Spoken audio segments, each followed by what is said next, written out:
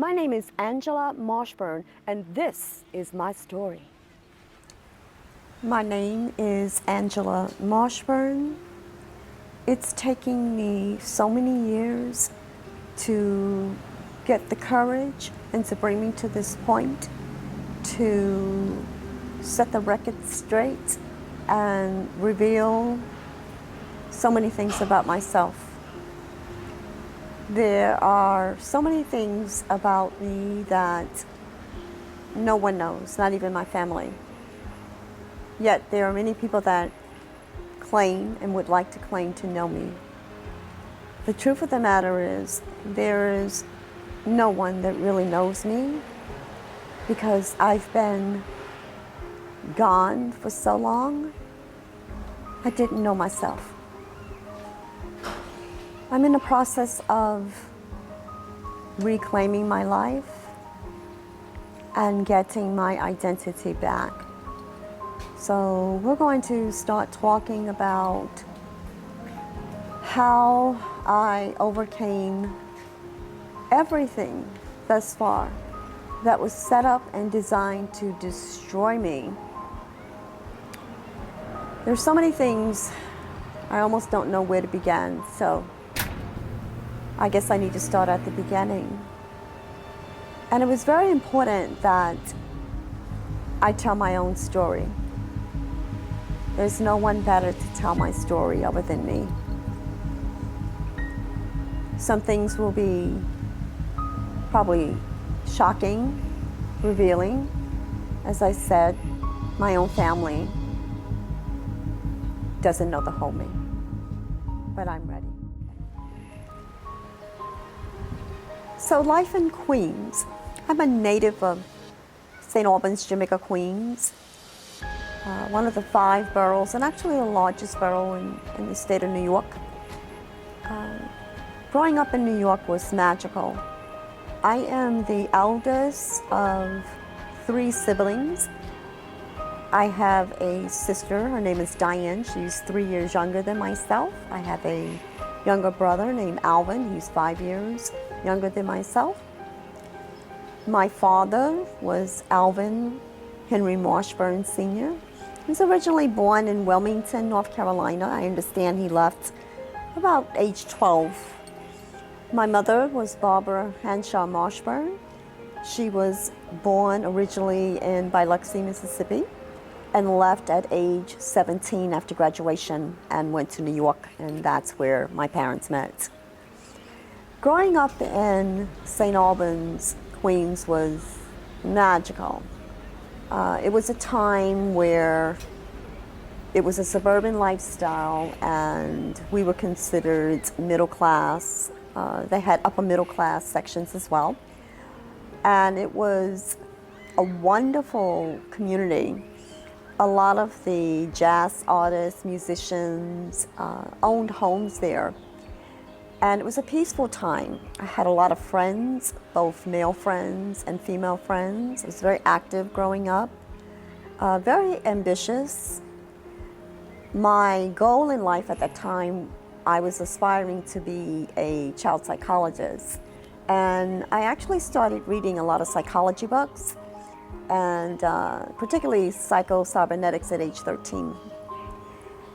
We had a great childhood, lots of fun.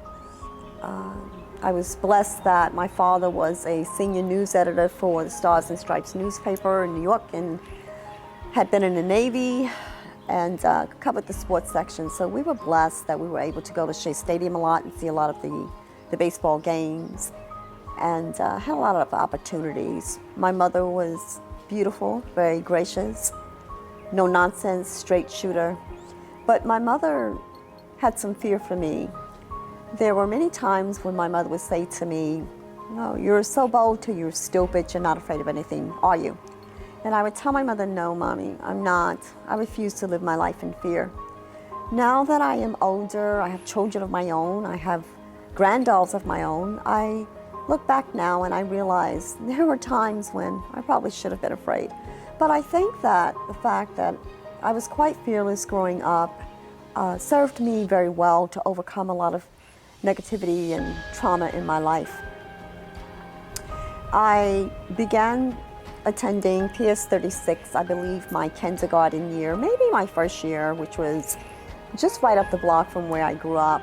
I grew up on Foch Boulevard in a dead-end street, and the Long Island Railroad ran directly next to my block. We had a lot of block parties, a lot of basement parties. It was very, very, I would say, popular, as most of the people in my neighborhood. We just gravitated to each other.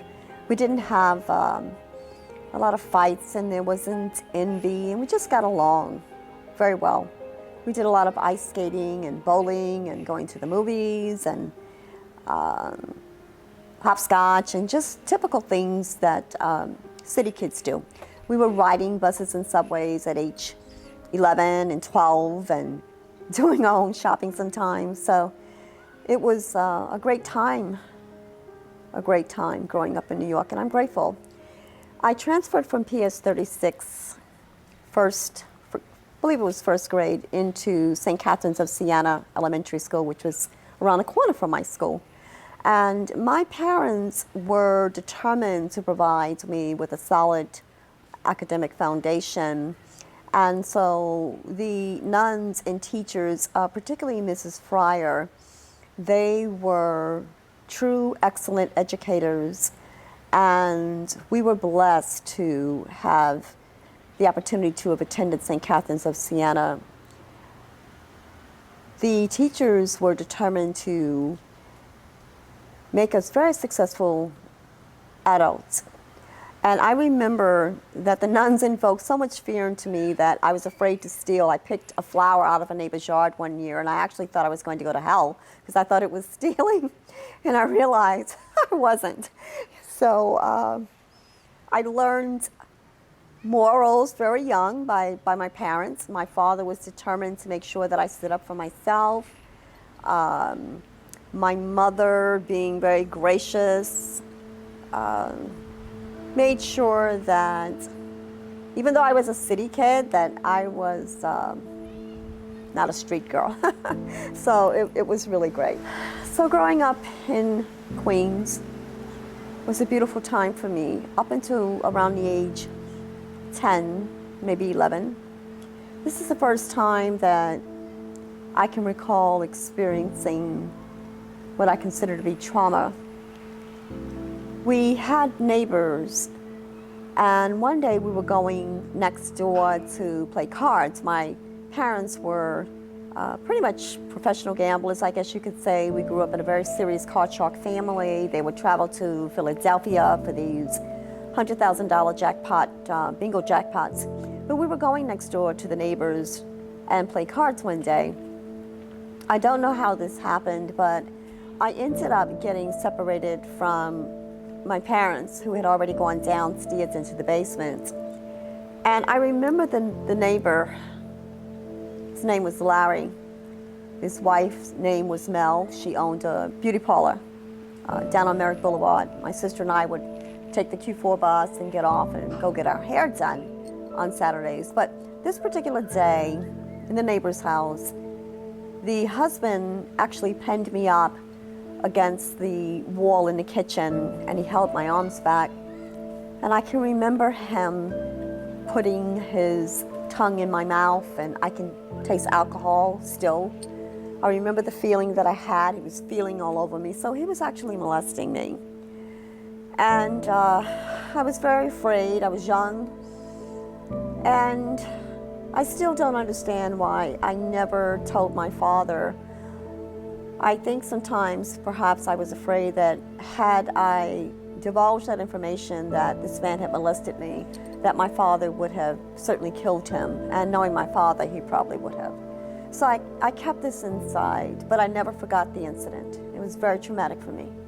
I graduated from St. Catherine's at 13, 1973. And in September, approximately my third day of my freshman year starting at St. Pascal Baylon High School, my father passed away. My father died from lung cancer. He had had a part of his lung removed. Now, I was young. I had never heard of the word cancer. And I can remember the night before he passed that my mother had taken me to the hospital to see him. My father and I were exceptionally close. He was the first man that ever loved me unconditionally. I felt like a princess. He would bring me things from work. He always made sure I had beautiful dresses, even as a young girl. And I was on track. I had the support of my parents, particularly my father, pushing me, excelling me to be all that I could be, and he was a staunch supporter. The night in the hospital before he passed away, I remember walking in, and by this time the pain was so severe, so bad. The cancer had eaten his body up. I could see his body underneath the sheets. He was nonverbal, so he was unable to speak to me at the time, but as soon as I entered the room, his eyes, they just followed me. And I can remember walking over to my father and just falling on his chest and crying really hard. I didn't know he was dying, but I knew he was sick. The next day, my mother was supposed to take me back to visit my father. And I remember her calling me. I had gotten home from school. I was sitting at the kitchen table, and my mother had called and said she couldn't take me that day, and I became very upset. And I told her, I said, well, you promised me I have to see my father today. About 6 o'clock, a minute or two before 6 p.m., I looked up at the clock, and at that very moment, the phone rang. The hospital calling to tell me that my father had passed away. I don't know how I knew, but I knew. So I can remember standing up and walking from the kitchen into the dining room, into the living room, and I got to the very bottom of the steps. My mother had brought home my god sister, Carolyn Reed. We were very close, and they had been folding clothes.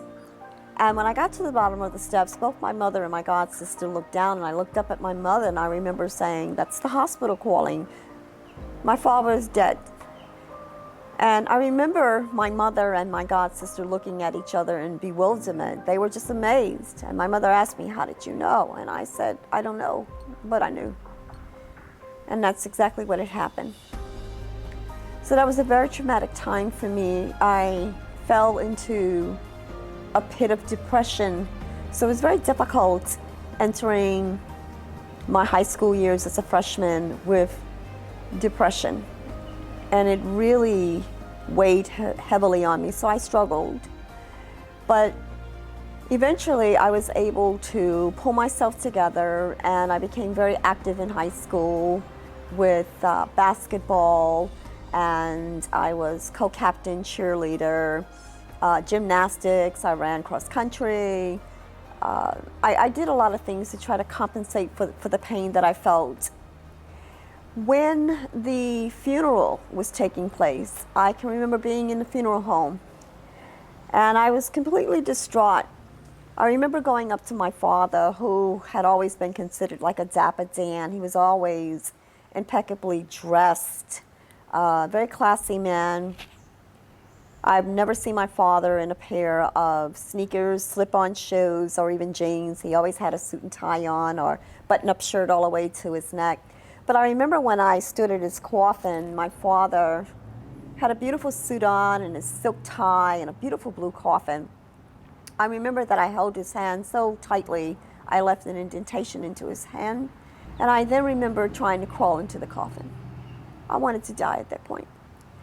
The attendants that were there in white and with their fans, I remember them pulling me out of the casket, but I wanted to go join my father at that time. So this was very difficult for me, and I struggled off and on with depression.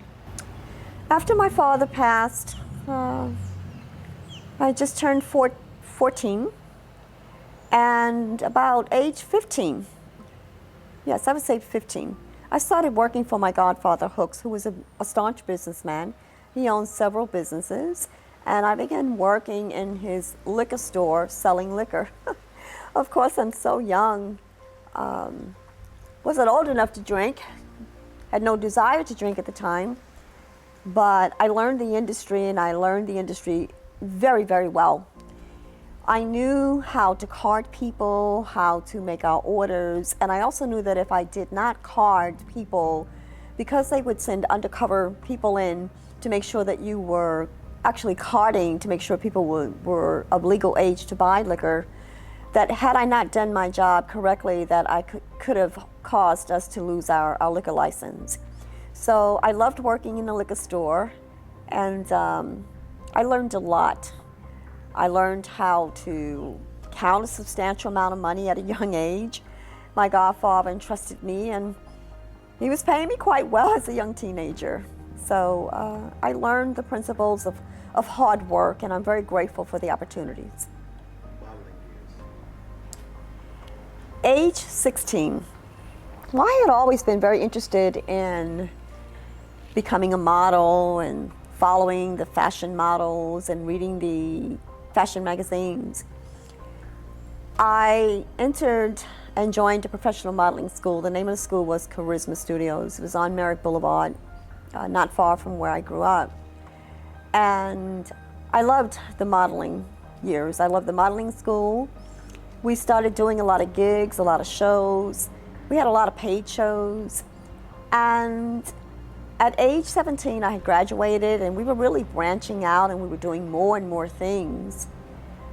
I remember that my biggest accomplishment during my modeling years was at the Waldorf Astoria, the famous Waldorf Astoria down on Park Avenue in the city. And this had to be the biggest show of the year. We were going against and competing against other modeling schools. This particular show, I remember that I won Miss Model, Miss Photogenic, and Miss Congeniality. I was completely shocked. I could not believe that I had won 3 awards that night and beat out these beautiful young ladies. Several were several years older than me and had many more years of modeling experience. But I guess the professionals saw things in me that I didn't see in myself. So I changed my mindset, and I said, well, you know, why not me? Why not me? So I modeled for several years afterwards, did a lot of paid gigs, and I thought that it was also a good avenue to teach young women how to have self-confidence and build their self-esteem. So I'm happy for the experience I had as a model. I think even at my age today that if someone were to ask me, would I be interested in modeling, I would say yes, I still enjoy it. So I'm grateful for those opportunities as well. At age 16, I remember meeting this young man. His family had moved from Harlem, and he and I eventually started dating. He became my oldest son's father. His name was Russell Wayne Foster, my son's father. He was a very intelligent young man. He had been to military school. He was a mathematical whiz. Had the newest of everything there was. I remember a moped. We got stopped on a moped at age 16 by the police. I don't know, I guess they thought maybe he had stolen it. I don't know, but he owned it. But he brought me to meet his family, the Foster family, and from the very first day, they embraced me and accepted me into their family. I am grateful. The Foster family today remains very close family. I consider them to be family to me, even closer to some natural blood family. Because it's not about your natural relatives, it's about the people that you meet along the way, your journey, and that stay there for you and support you without judgment. And they were always there for me. Mrs. Foster, her name was also Barbara, as my natural mother's name, Barbara. She taught me so many things. She taught me grace, as my natural mother did. She taught me about relationships and how to continue to conduct myself as a young lady. She took me on a lot of trips. She exposed me to many different things. She even purchased my second diamond ring. She loved me as her own daughter, and she would always introduce me as her daughter, even as she aged and became ill up until the day that she passed away. She would say, "This is my daughter. The only thing I didn't do was give birth to her." So I'm grateful because I know that God blessed me with Mrs. Foster and her family as my guardian angels as well. So I'm very lucky to still have them in my life. Well, St. Pascal's unfortunately ran out of funding, and so for my junior year I had to transfer into a public school, which was John Bound, and this is where I actually graduated. I was not happy at all. I wanted to graduate from St. Pascal's, which was an awesome school, notorious for their students excelling. I went to John Bound, and I ended up on the co-op program. So even though I was struggling off and on with my depression, I was able to get it together, and my grades started going back up. Again, I was very ambitious, and I was accepted into the co-op program, which meant that we were able to work a week at a professional job, which we actually had to go through an interview to get hired. It wasn't like we were just given a position, so we had to go out into the world and interview. And so I got a job with MetLife. It was great. And then eventually I was being cross-trained to become a claims representative. I remember my boss was this fierce, tall woman, and she just commanded respect. Every time she came out of her office, she would hit the floor, and I would even notice how the men would just sit straight up, and it was almost like she had intimidated them. But I saw how she presented herself, and it was with respect, and I knew that I always wanted to be addressed with respect. It was very important to me. So I loved working for MetLife. When I graduated, I was offered a full-time position to come over to MetLife, but at that time I had decided that I was going to enroll into Queens College. On my 18th birthday, that night, I actually moved out of my parents' home, and I rented my first basement apartment. I was with my son's father still, and both of our parents were accepting. They helped us furnish our apartment, and I was working. I was in college full time. Again, I was very ambitious, and I loved being independent. I always strived for independence, and I had that invoked in me at a very young age. I did not want to be dependent on anyone. I wanted to make sure that I could make my own way in this world. So I worked hard to achieve that goal. I became pregnant. I was about 19 when I had my son Brian, and I was a little upset at the time because I was still in college. I was in my second year of college at the time, and you know, again at this time, I wanted to be a child psychologist, but after his birth, I switched gears and I became interested in going for a business degree with a minor in marketing. But I realized later on that my son ended up being the greatest gift that I could have ever had. He gave me a purpose and a reason to continue living. He was my reason. I felt later on that it was a trade-off, not knowing that my mother and my father were both going to be taken away from me at such a young age. So my son Brian was given to me as a gift to keep me going. And we were so close. My mother was a very strong and proud woman, very classy, very gracious. She looked approximately 12 to 15 years younger than her natural numeric age. And unfortunately, my mother also developed cancer. It started in the breast and metastasized to the bone. She kept this a secret from us, and I believe had my mother let us know that she had cancer, that perhaps we could have helped her and added some months, if not years, to her life. I found out later on that my mother had said to Mrs. Foster, my second mother, if I knew that she had cancer, that I would quit college and move back home to take care of her. And that's exactly what I did.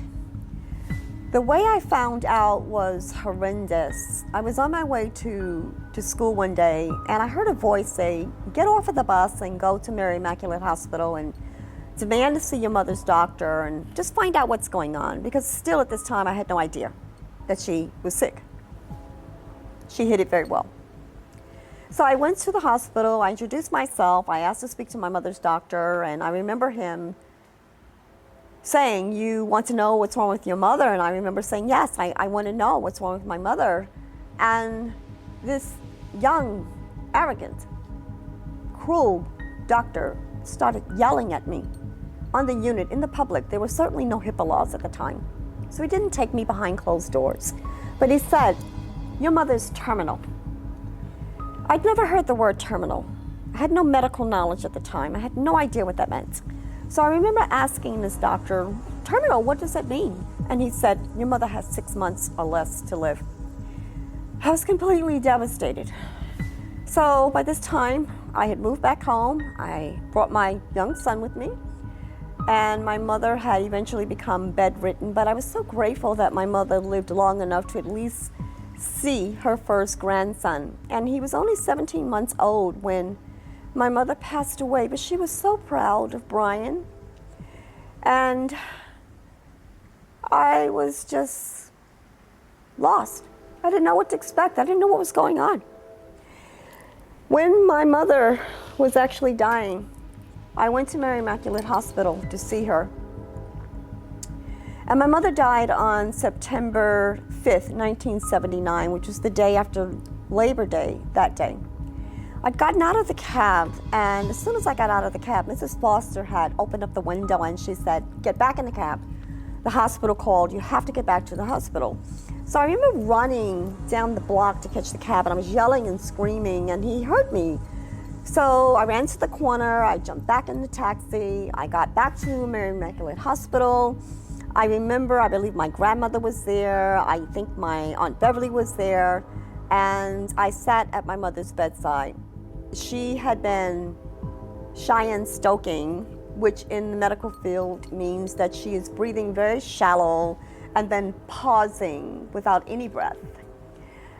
And it was becoming less and less frequent, her having air to breathe. I was holding my mother's hand very tightly, and then all of a sudden I remember her saying, he's there, and she was pointing to a chair across the room. There was no one sitting in the chair, but I guessed that she was envisioning my father, who had come over to help my mother transition over. We couldn't see anybody in the chair, but this is who I believe was in the chair. And then I remember my aunt getting in my mother's ear, and she said, don't worry, we're going to take care of the children, don't worry. And at that very instant, my mother started thrashing. It was almost like she was waiting to hear those words that her children were going to be looked after before she took her last breath. So when she actually took her last breath, I can remember holding her hand. And at that very moment, her soul left her body. And it entered my toes. I could feel her soul travel up my body, up to the top of my head, and exit. The feeling that I had was indescribable. I'd never felt anything like that. To this day, I will always believe that my mother was transferring her strength and her energy onto me so that I can navigate this cruel world that I had to grow up in. And this is what I believe. She gave me her energy to keep fighting. So by the time I had turned 20, 2 months, I had been working a full-time job. I had been in college. I had a very young infant son. My mother and father both passed away. I had a younger sister and brother to care for. And my parents' home. I was faced with so much responsibility. I had so much weight on my shoulders, but I felt compelled that I had to make a way to make this all work and keep us together as a family unit. It wasn't easy, but I did the best that I could during this time. What happened next was I ended up losing the family home. There was a real estate agent who lived in our neighborhood, and he came to me and he said, well, let me help you. I'm going to help you get some tenants and rent the home. Well, again, I just turned 20. I don't know anything about renting a home, paying a mortgage. And I entrusted this real estate agent to help me. He seemed very sincere. So we went through interviewing several tenants, and about 6-7 months later, I remember receiving a call from Marine Midland Bank that held the mortgage for the house. So I got a call from the bank asking me to come down, and they would not divulge any information. So I called the real estate agent and I asked him to meet me there. What I found out is that the agent, unfortunately, was not paying the mortgage. He was collecting the rent, but he was not paying the mortgage. And so my family home went into foreclosure, and that set me on a very downward spiral. That was my home. That's where I grew up. It's what I loved. And I was completely devastated and shattered by this. So before I had to vacate the house, I'm still 20. And during this time, I was raped by 2 relatives. That's something that hurt me so deeply. I was so violated by 2 relatives that I thought should have loved me and respected me and guided me. One was heavily on drugs. Both of them drank. They were out in the street, definitely out in the street. And I remember one of the relatives, the first time I was raped, because I was raped 3-4 times between the 2. And I was helpless. I couldn't fight. I couldn't fight a man off. And I remember feeling completely violated and filthy and dirty, and like my innocence had been taken away. I put it to the back of my mind. We call it fight or flight. It's an autoimmune process, the brain, to protect yourself. And so I lived with this for many, many years. And again, I protected them as opposed to speaking out to take care of myself and protect myself. But it's something I had to deal with, and I'm ready to deal with that also. So, the foster family. I have Mrs. Foster, who was considered my second mother. I have her daughter, Adrian, who is considered my sister. My nieces, Brittany, Sade, Raven, and my nephew, Bobby. They call me Auntie. I've been a part of that family since I was 16 years old. And they've always been there for me. They helped me raise my son when he was young, while I was getting myself together. We have had so many different experiences together, and I'm so grateful that they're still a part of my life, a huge part of my life. They probably know more about me than my natural blood relatives. And it's very easy to talk with them. They accept me as I am. I can remember one day last year in New York, I was sitting on the couch with my niece, Brittany, the oldest one. And my niece just looked over at me and she just said to me, Auntie, you know you're not supposed to be here, right? And immediately I got chills because I knew what she meant. It was as if she was saying, well, we know a lot about your struggles and what has happened to you in the past. Felt like a cat with 9 lives. So I was able to overcome everything that a lot of people would have never survived. So that is what she was saying to me. I wasn't supposed to be here. And by all odds, I wasn't. But I had purpose. God gave me purpose. I love the foster family. They will always be my family. And if I could give them the world just to pay them a little bit back of all they've done for me, I would give them everything. But I'm grateful to have them, and I thank God each and every day. While still working for my godfather, again, I was working a full-time job. I was in college full-time. Had my son, still trying to hold things together. I was robbed. My godfather also owned a bodega. He had a couple of businesses. And this day I was filling in for the person that could not work the bodega. So the bodega was right around the corner from the liquor store, and I was working that day. I was on the phone, and I remember it was June. It was very hot that day, and this guy came in a black full-length mink coat, which is very odd, first of all. I'm very aware, very astute. When you grow up in New York, you have to grow up fast. You learn things at a very young age, particularly mind your business, but yet be streetwise. And I was all of that. And I remember the guy asked me where the sodas were. And I said, well, they're in the cooler. And they're right there. But he was taking a very long time to open up the cooler and get the soda. I'm still on the phone.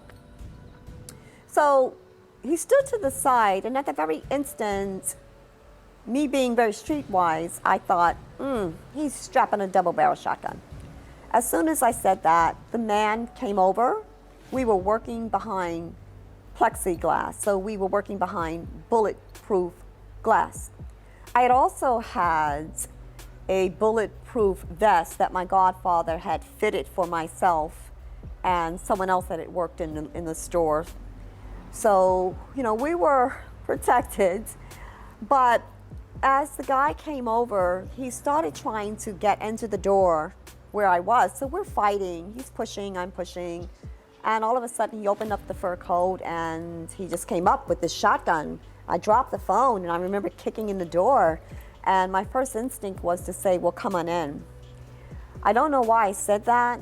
I wasn't really afraid at the time, but I did have my young son with me. The first time I was robbed at gunpoint, because I was actually robbed by the same person twice. He came in and he was demanding money. What he did not know is that we had dropped the money already. We dropped the money twice a day. So there wasn't any money. At this time, I was wearing a lot of jewelry, and he spotted my earrings, my dangling earrings, my chains. And he was very angry. He put the shotgun to my head and threatened to kill me. But there was no money to get, so he ripped the earrings out of my ears, and I had to have plastic surgery. My ears were both split, so I had to have them stitched up. He took the chains, he took my bracelets, he took all of my jewelry. But those were material things. I had my life. And again, my young son was in the stroller in the back of the store. About a month later, the same guy. He had a different outfit on. He had a baseball cap on and just looked like a regular guy from around the way. But he was there to rob me again.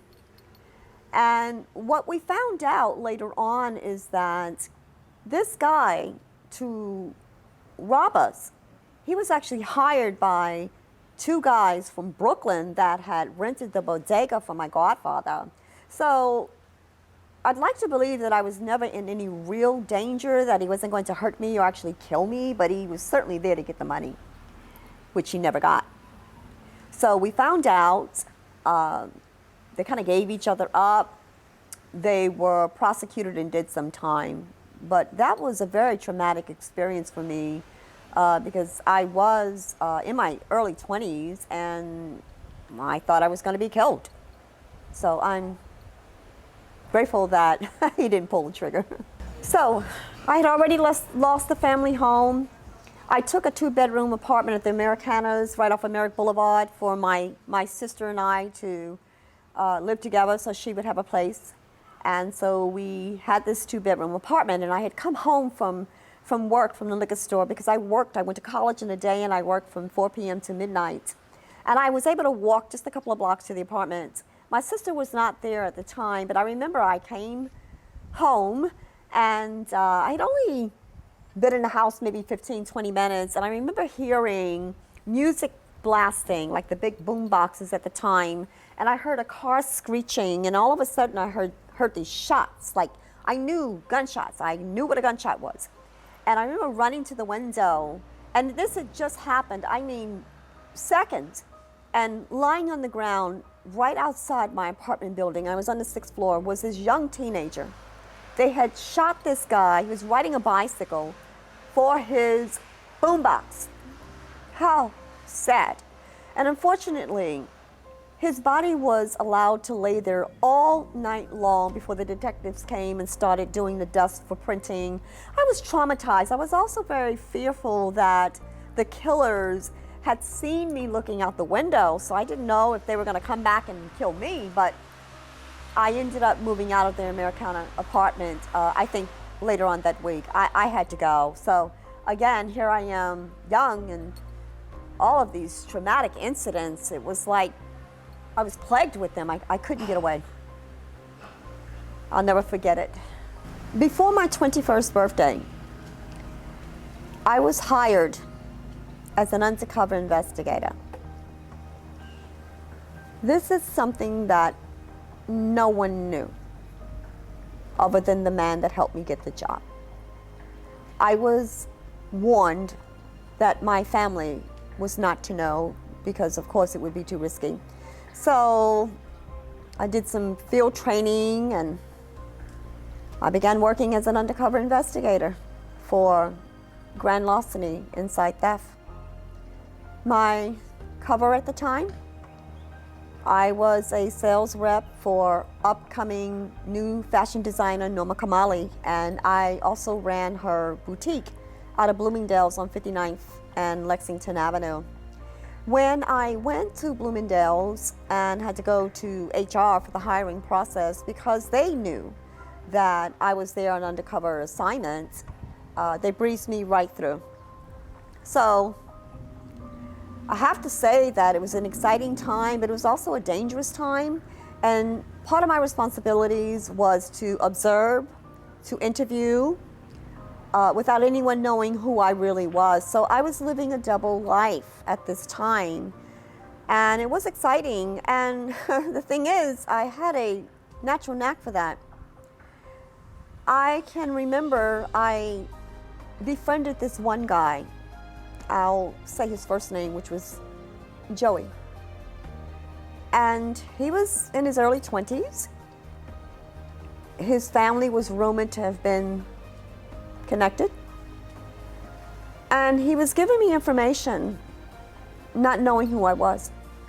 But I was responsible for writing a weekly report and helping to provide enough documentation and solid proof so that the people that were actually stealing and grand larceny, of course, being considered $10,000 and above of merchandise, for them to be prosecuted and do some jail or prison time.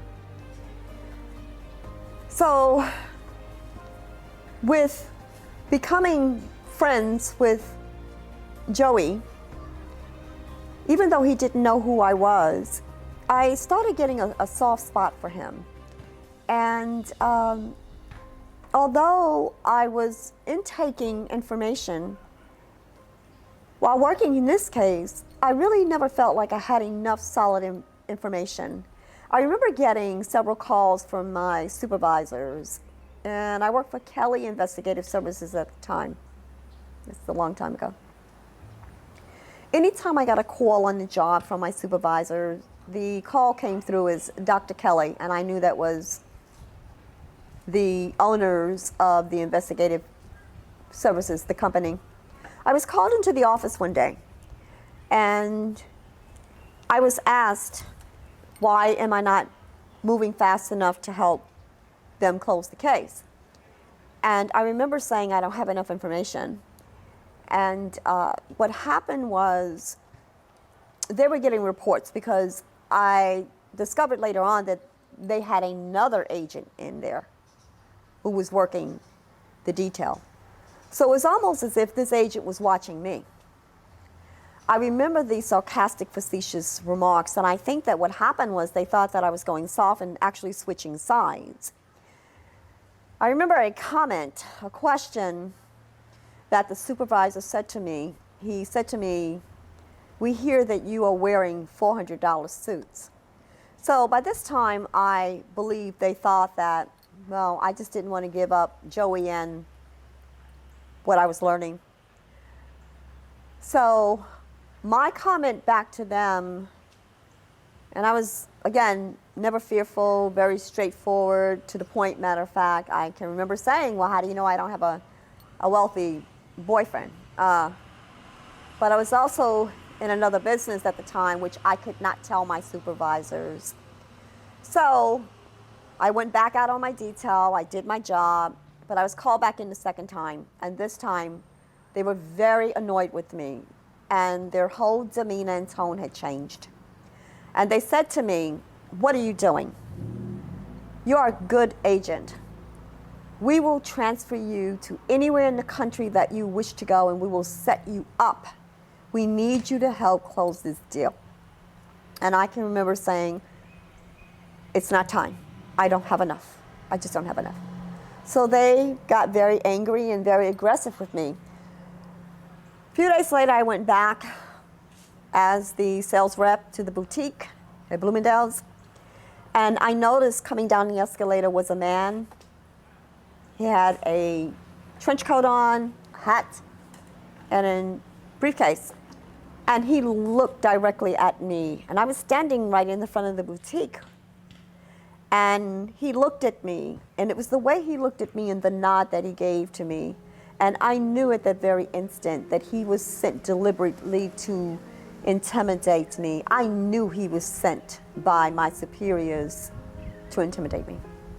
And I kind of looked back at him and I gave them this nod as if to non-verbally say and acknowledge, "I know who you are, I know you were sent." But I was called back into the office a third time.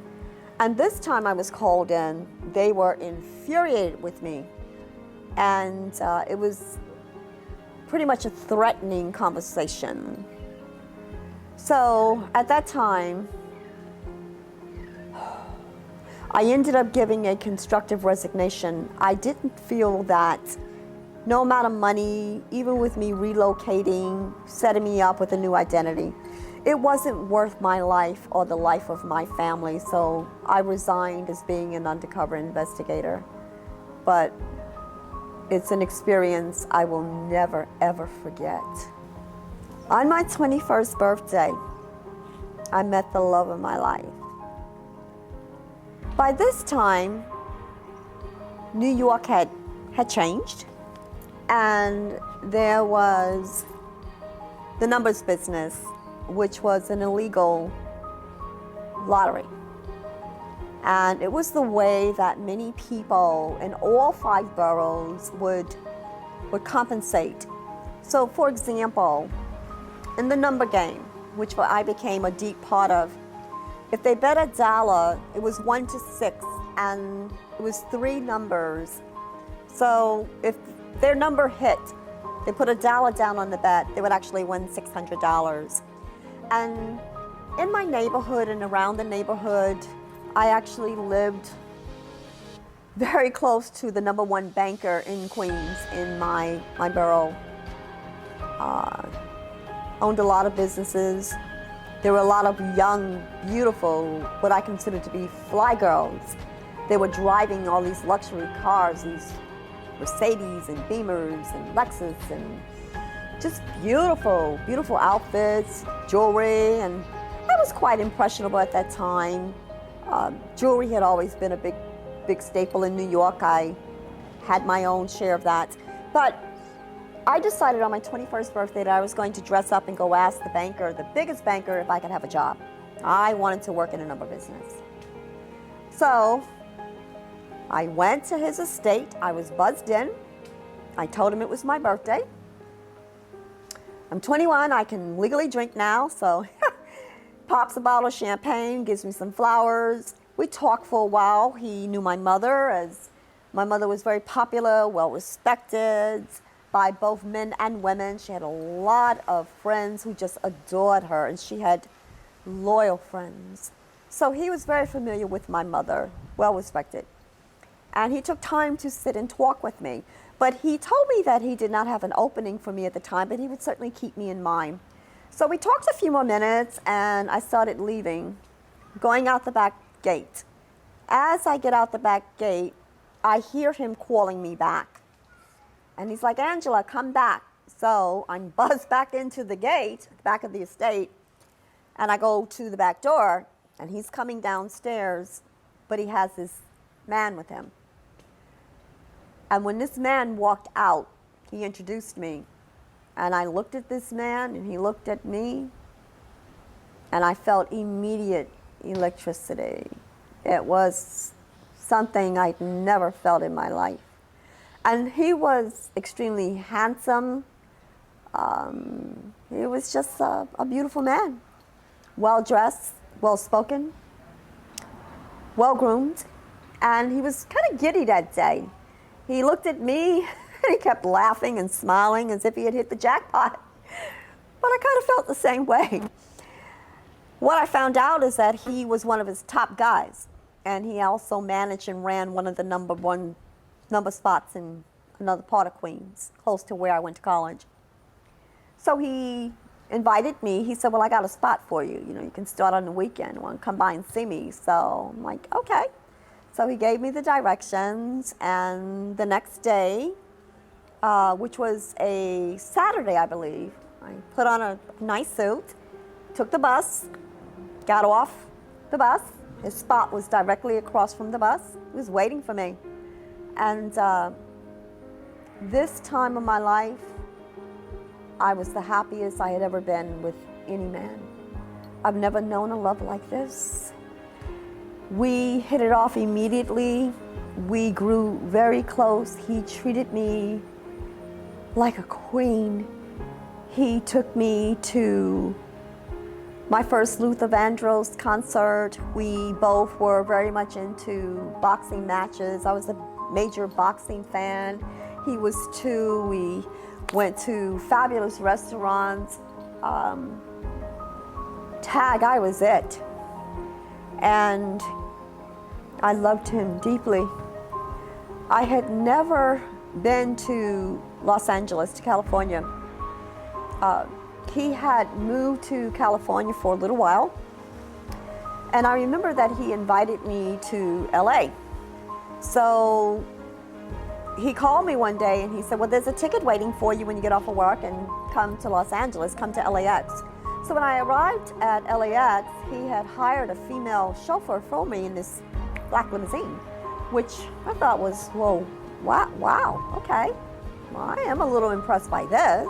And I spent the most amazing 2 weeks with him in Los Angeles. I was so happy, so very happy. Oh, about a month or two later, he called me back and he invited me to Atlanta. He told me that he had some business in Atlanta. By this time, I had also never been to Atlanta. So I flew to Atlanta, and we are staying at a Marriott down on Peachtree. And this is where he proposed to me, at the Marriott. There was absolutely no hesitation. Of course, I said yes. I was in love with him, and he was in love with me, and he made that very, very well known. We never had a negative word between us. I knew this is the man I wanted to spend the rest of my life with. So I began planning my wedding. But unfortunately, a few years later, he was murdered. And that is something that I actually foresaw in a dream, but I didn't know it was him. But I was crushed. I've never, ever felt a love like this. I had a man love me so deeply. faults and all. But I had it, so if I never ever felt it again, you always hear it is better to have loved and lost than to never had it at all. I had it, and it's an experience and a feeling that every woman should have at least once. I believe that I would still be with this man today had he not been taken away from me. At age 25, I was encouraged to leave New York for a while to get myself together. I was still struggling off and on with depression, severe depression. And at this time, I would go around the corner to St. Catherine's of Siena Church, my church, and light candles, because all the trauma, all of the loss that I had endured was beginning to weigh heavily on me again. And I remember that I was bathing my son Brian in the bathtub one day, and I just kind of slumped down in the tub, and Mrs. Foster, her bedroom was next to the bathtub, and she heard me. So I'm halfway in the tub and halfway on the floor. My son's in the tub. She comes, she towel dries my son, gets him out of the tub, and she gets me off at the floor. And she put arms around me, and she told me, she said, "You have to leave New York for a while. You've been through a lot. You got to get yourself together." She said, "You are an amazing, wonderful, wonderful mother, and I would never take your son away from you. But you really need to leave New York for a while to get yourself together. And when you're ready, of course, you can have your son back." So I left my son Brian in the care of the foster family. They were wonderful, and he was happy. And I was going back and forth to visit while I was trying to build my life. So I moved to Biloxi, and that was really a challenge for me. Coming from a metropolitan city, being a New Yorker, moving to a small country town, and it was culture shock for me. I really didn't know my mother's side of the family too well, other than the relatives that were living in New York, and I had two aunts that would come to New York occasionally, every now and then, and spend a week or two out of the summer with us. But it was really different for me, and I had a hard time adjusting, which, believe it or not, I've never really adapted or adjusted today. I had issues understanding some of the language, and the mentality was different, and not to sound derogatory or condescending, but it was certainly different than what I was accustomed to. So I started building my life and getting myself together. I was able to find a job. I got an apartment. I had lived with my grandparents for a few months, and then I got my own place and started getting myself together, and that's how I ended up getting my son to move with me, although he also was going back and forth and went back to New York to live for a period because he wasn't very happy in the South either. But this is what I had to do to get myself together. So I do have some good stories and memories, and I've learned to appreciate some of the good things that living in the South has done for me, but I never lost who I am. And people would say to me, "Oh, you haven't lost your accent." And I would say, "Of course not. Why should I? I'm a New Yorker. I just live in the South." But it's not like I left and I stayed here. I was constantly traveling, and so my roots are New York, and that's who I am. That's who made me, who built me, and I'm grateful for that. But the coast area is a beautiful place, and I've learned to appreciate a lot of things here. So I'm grateful that I was able to come here to start getting my life together. So again, when I was younger, I aspired to be a child psychologist, but I had switched gears. And so wanting to complete my degree, I enrolled in William Carey College, which is now William Carey University. And this is where I met some really awesome people. I remember meeting a friend of mine. She and I are still friends today, and she's now a very prominent judge here, Judge Robin Midcalf Brosig. And we have this bond that is so special and so unique. We respect each other immensely. We remember our time. She was in school at the same time to get her degree. So I loved going to school, but unfortunately, again, it seemed like something always got in the way because I was in 2 car accidents in January, 2 accidents within the month, 1 year, January. And I fractured my ribs. It was like the devil kept trying to prevent me from everything I wanted to excel in and complete. He kept stepping and getting in the way, but I was determined. He may have set me back, but it never stopped me. So I ended up having to have surgery. The surgeon had said to me, well, okay, you have a choice here. I was in a lot of pain. I would get short of breath, and I could feel the fractured ribs. And so the surgeon gave me an option. He said, okay, well, you can have the surgery to have your ribs removed, or it's going to puncture your lung and kill you. That's how I ended up having 2 of my ribs removed. You also hear that maybe there's one that got away. I met Emerson Reed. I was in a restaurant with a cousin of mine. I'd taken a day off to shop for some bedroom furniture. We were renting a house, and I wanted some furniture. So we go into this restaurant, and I wasn't dating. I wasn't interested in dating. I was, again, trying to build a life for myself and get adjusted to being in the South, which was difficult for me. It was a true challenge for me. But she had spotted him, and she insisted that I give him my number, and I was so not interested. I was like, no, I don't want to do that. But I guess she thought that I was lonely, and she wanted me to give this stranger my number. So I remember that I got up, and I went to the ladies' room, and I came back, and on the way back, I looked over at him, and I thought, oh, my goodness, he's very handsome. And he was sitting with another guy across from him, who I later found out was his roommate. He was stationed down at Keesler Air Force Base. And so I decided I was going to give him my number because my cousin said, we're not leaving here until you give him the number. So I wrote my number down on a piece of paper, and I got up with my bold self and I walked over to Emerson, and I just slid the number to him, and I said, I thought you may like to have this. And he looked up at me, and he smiled, and he took my hand, and he took the number, and he wouldn't let my hand go. And he said, oh, you're so sweet. So I left it at that. We left the restaurant. By the time we're walking into the house, the phone is ringing, and my cousin answers the phone, and she says, oh, it's for you. And it ended up being Emerson. So I was quite surprised, but I was actually happy, too. Because I got a good vibe, a good feeling about him. He just stood out. And so he told me that he had to go back to North Carolina. I think he was selling his house at the time because he was actually building a home here on the Gulf Coast.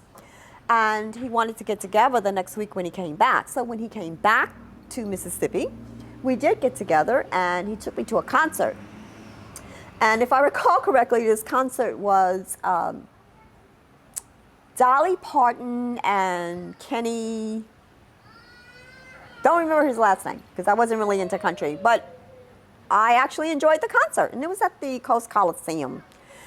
But then he started taking me with him to different stores because he was in the process of building his home. So I was going to the carpet store and picking out carpet and tile and cabinets, and unbeknownst to me, this man had me picking out things as if I was building this home. I was going to be living in this home. It was just great. He was a perfect gentleman. He was sweet. He was soft-spoken. He treated me so well. Smiling. He was funny. I really liked him a lot. And I liked him so much that I got scared. I thought it was too good to be true. And so we went to dinner one night. He would always bring me to the Officers Club on base. We would go out. We had a lot of dates, spent a lot of time together, great time together. But he took me to dinner one night, and he walked me back. He kissed me, and I started to go into the door. But all of a sudden, I turned around, and I just looked at him, and I said, I can't see you anymore. I do not know what possessed me to say that to him. Nothing had happened. We had a beautiful evening. And he started laughing, of course. He thought I was joking. And I said, no, really, I can't see you anymore. And he said, well, what did I do? And I said, you didn't do anything. I don't know what came over me, but I remember feeling a little fearful. And I just said to him, well, I'm scared you're going to hurt me. And he was just bewildered, and he said, wait a minute. You are willing to hurt me now for something you think I might do to you in the future? Because I thought he was so good to me. There was something going on with me, and I didn't know what it was. I guess I felt I didn't deserve that love, or everyone that I was close to, that I allowed to get close to me, I lost them. They left me in some kind of way, even through death. And I didn't want to get hurt again. So we went our own ways, but we remained friends. And he was still always there for me. And I remember that on a birthday, he called me and said he had a present for me. And he knew that I liked jewelry, and he asked could he come by and bring me a birthday present. And I said yes. And he bought me this beautiful gold ankle bracelet. And a couple of months later, he invited me to lunch. And I remember I brought a girlfriend with me to the restaurant. It was a restaurant on the beach up in a building. And we walked in. He stood up, the perfect gentleman that he was, and excused himself. He went to the men's room. And I remember my girlfriend looked at me and she just said, you stupid, blah, blah, blah, blah. You mean you let this man go? And I was like, yeah, but I really felt confused. So we had lunch and she left. And so it's just Emerson and I, and we're talking. And then he comes out with his intentions for inviting me to lunch. And he told me that he was being relocated to Austin, Texas. And he was inviting me and my son to come and move to Texas with him. I turned him down.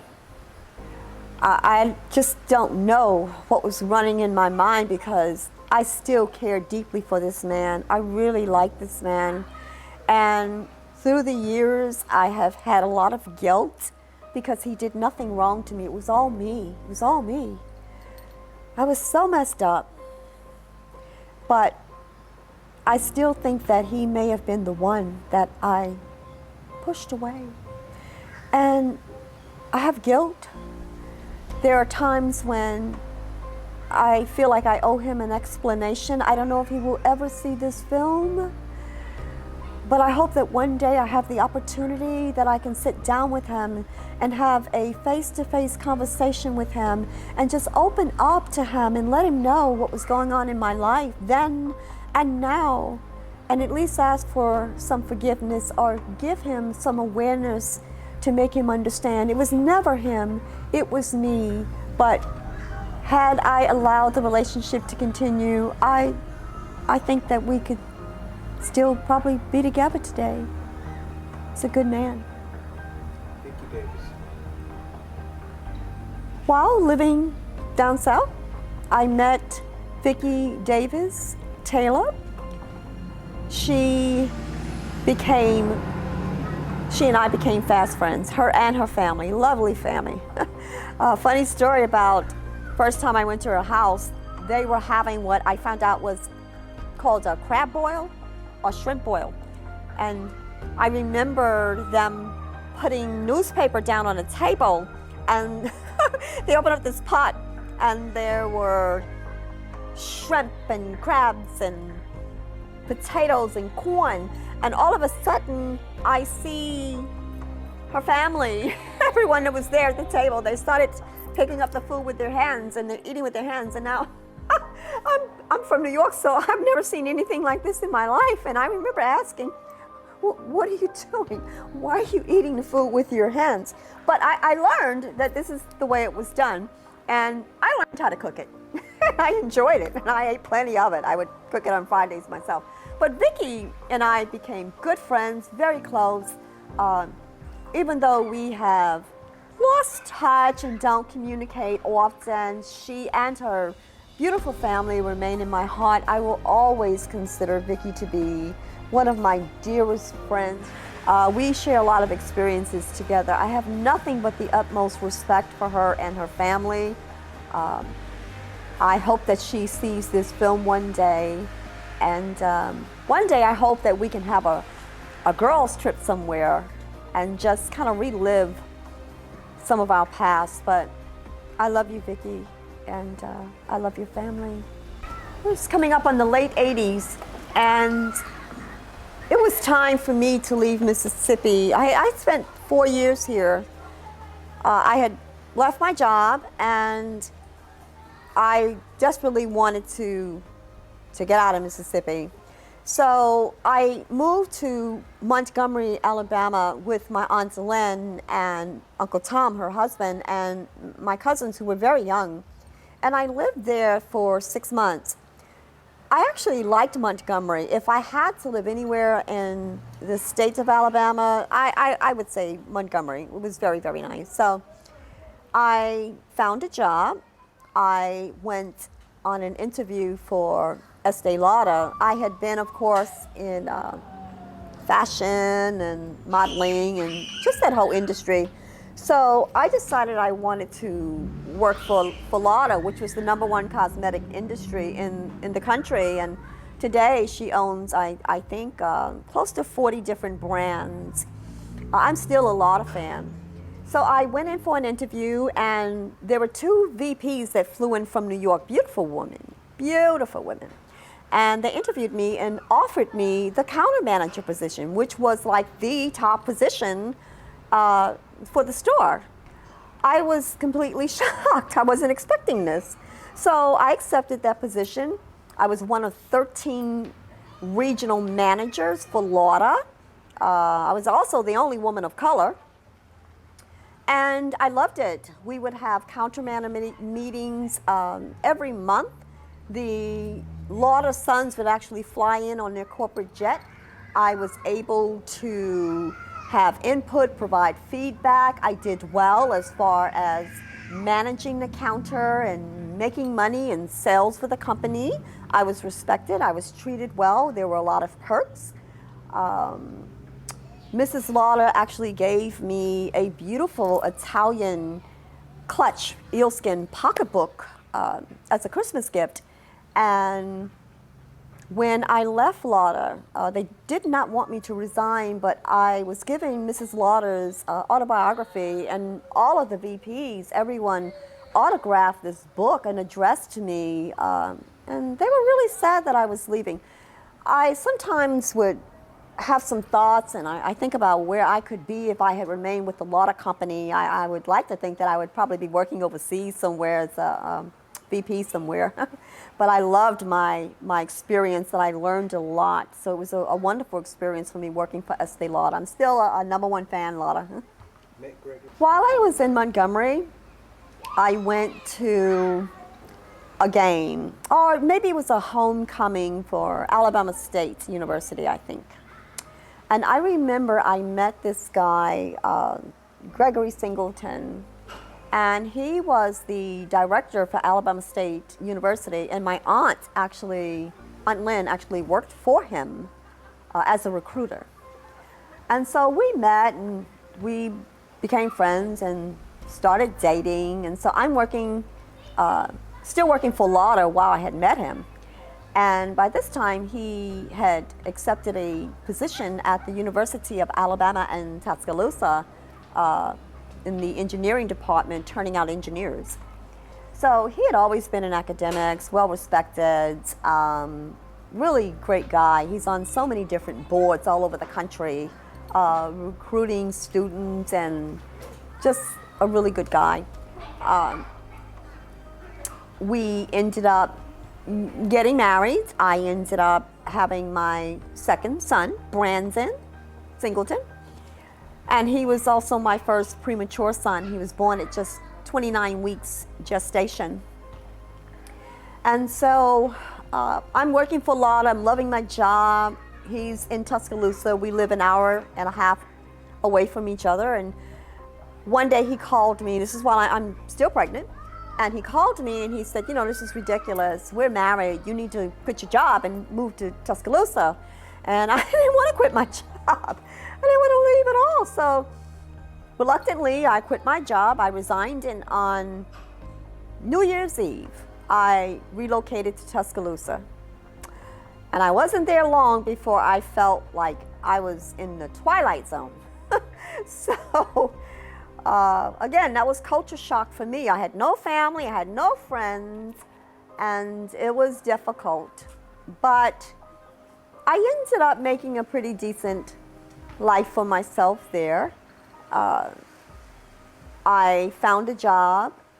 I mentored under Dr. Paul Weisberg, who was a child psychologist. So even though by this time I wanted to get a degree in business with a marketing minor, I was still very interested in psychology and still studying psychology. So I worked at the University of Alabama for 1 year. I got training. I mentored under Dr. Paul Weisberg, who is responsible for actually developing and writing what they call the DISTAR program, which I think is equivalent to the Title I reading. And what I did, I taught the children. These were very brilliant children. They were 4, 5, and 6. But I was teaching accelerated levels. So I was able to teach these young children on 2nd and 3rd grade levels. So they were very young, but they were like several years advanced. And I love this, and I learned so much from Dr. Weisberg. During this time, I worked for a year, but because of my first premature son's birth at 29 weeks, I bought it with God.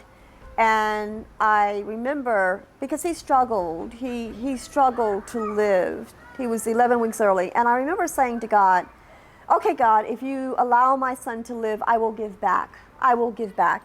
And so this is what happened when I did a 360 and I decided to go into nursing school. So that was my way of giving back and bartering with God. If he allowed my son to survive his prematurity and all that he had to endure, that I would give up my intentions on getting the business degree and go to nursing school. So I was accepted, but because I had committed myself to 1 year at the University of Alabama, I had to write back to the school and decline. And if anyone has ever been to nursing school or applied to nursing school, whatever stage, you know very quickly that there are only so many slots, and it's not always easy to get accepted. And I explained that I had committed to 1 year at the University of Alabama teaching, and I asked them if they would please consider me for the next year, which they did.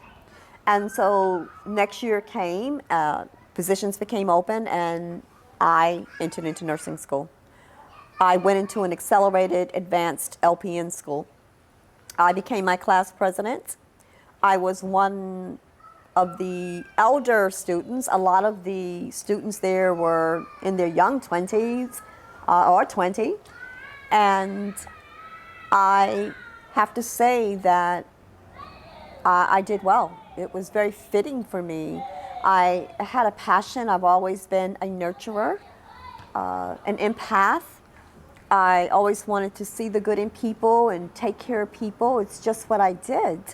And so nursing school was great for me. My instructor, I had several instructors, but I had my classroom main instructor was Carol Mapp, and she was very stern. She didn't smile a lot. She was determined, very strict, that she was going to make you or break you. And she told you right up front, if you are here for the sake of thinking you're going to make a lot of money, you're in the wrong field here. You're not going to make a lot of money. So get out now. And it was a very rigid and rigorous program. Several students unfortunately flunked out. I hung in there. And I remember that one day after holding a class meeting, Miss Mapp walked over to me and she says, I need to see you in my office. So we go into her office and she says to me, well, some of the students think you're a little arrogant. And I paused and I remember I looked at her and I said, Miss Mapp, I'm not arrogant, I'm assertive, and there's a difference. It's not my fault if these students can't decipher between the two. So at that instant, I saw that her mouth started softening and she smiled and she walked over to me and she hugged me. And so I gained her respect. So I graduated, I think my GPA was 3.86. I maintained my status on the president's and the dean's list.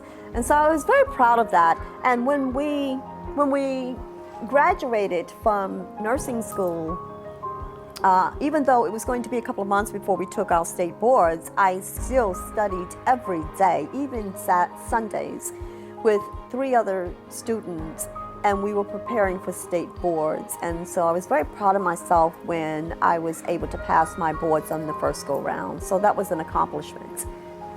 While I was in nursing school, my husband then, who was my second son's father, we had some differences. It was nothing vital, but we were growing apart. Really, we remain friends. We are friends today. I'm grateful for him. He's actually one of my supporters.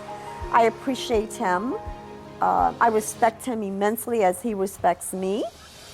And we stayed married for 4 years. So I have nothing but good things to say about him and good memories, and I'm grateful for his friendship today. So here I am. I believe I'm 28, no, in my 30s now, early 30s. And I'm faced with a dilemma of, well, where do I go now? I needed another fresh new start. I'm a brand new nurse, no experience. I'm newly divorced, but I knew I was leaving Tuscaloosa. I wanted to go back to New York, but when you're a parent, you do what is in the best interest of your children. And at that time, drugs and crack particularly were becoming very prevalent. Gangs and violence. It wasn't a good place to raise boys. So I made the decision to come back to Mississippi as opposed to going back to New York. Had I not had my sons to consider, I certainly would have went home. So I moved back to Biloxi, and this is at the time I'm building a career, my nursing career. So I remember that prior to leaving Tuscaloosa, I had sent out some resumes and cover letters, and I did an interview for a long-term care facility, and I interviewed with probably 10 people, if not more. But I was also offered a position at a hospital at the time. I did not take the hospital position, so I went into long-term care. Now, this particular facility, it was a 240-bed facility. We had a subacute unit, which was a 20-bed unit, step-down units. We had 4 long-term care units and a specialized Alzheimer's unit. So I wanted what I thought would be the most challenging and where I would get the best experience as a brand new young nurse. So I started as a medication nurse, and I worked my way up to charge nurse, and I just kept working. And I would work 8, 10, 12, 14, 16-hour days. I even worked 22-hour days. And the administrator would be there pretty much all the time. And so he'd come in early in the morning, I'm there.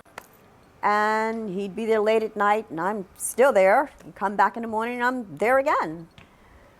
What I do regret is that I missed a lot of my children growing up because I worked so many hours and I worked so hard. But I was determined to be the best nurse that I possibly could.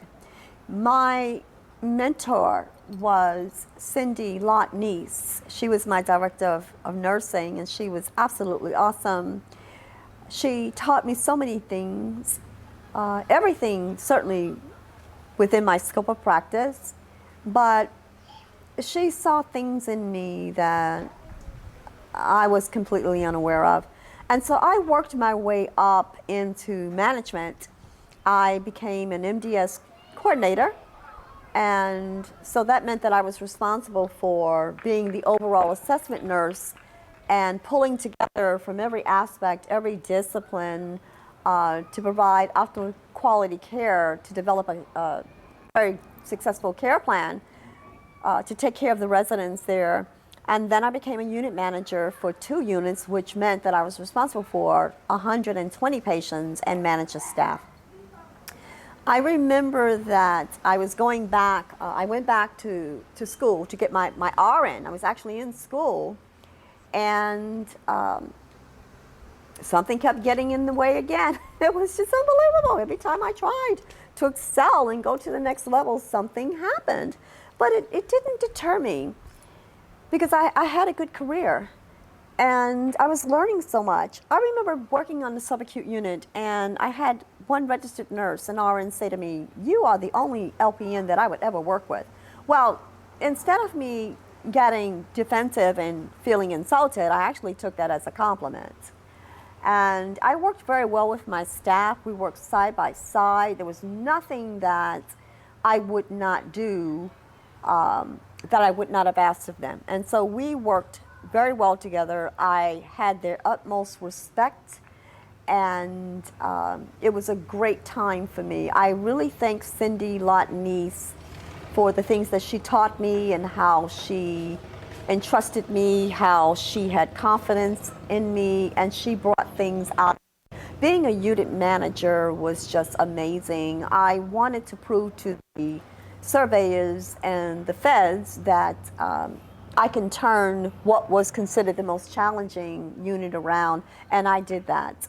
We were deficiency free that time that I was a unit manager, and so I'm grateful for all that I learned, and it was very rewarding for me. So nursing career, even though I didn't get to complete the RN program, I ended up having a second premature child, and I had to come out because he was under the care of several specialists. But I'm grateful for the years and the experience that I gained as a unit manager, nurse manager, even down to being a medication nurse. During this time, so I worked in long-term care for 8 years. And I left after 8 years. So I got a lot of experience, and I took a little break. I took a few months off to kind of relax, and I went back home for a while, and I've been working so hard for so many years, but I met the devil. I did not know what I was dealing with. On my days off, when I was a floor nurse, they had bought the large casinos to the Gulf Coast. And at the time, I liked to play blackjack. And I remember going into a casino, and it was on my way out, actually. I'd been playing the slots, maybe like $20. And I turned around, and I saw this guy standing there. He's a blackjack dealer. So he was trying to pursue me, and I was so not interested, because when I moved back here with my sons, I said, well, I need to build my career. And again, I was totally uninterested in being with a man. I did not want a relationship. I didn't want to date. But he was relentless, and this went on for, I think, 4 or 5 months, and I remember that he had asked me for my phone number, and I said, no, you can't have my number. But I remember saying, well, I'll take your number. But I didn't call him. I would go in and out of the casino and play blackjack. And I remember him saying to me, well, you said you were going to call me. And I remember saying, yeah, I did. I just didn't tell you when. So this went on for a while. He chased me. He was relentless, but eventually he wore me down, and it wasn't too long before I started seeing red flags, which unfortunately I have to admit that I ignored. I ignored. I had no idea that I was dealing with a narcissistic, evil sociopath.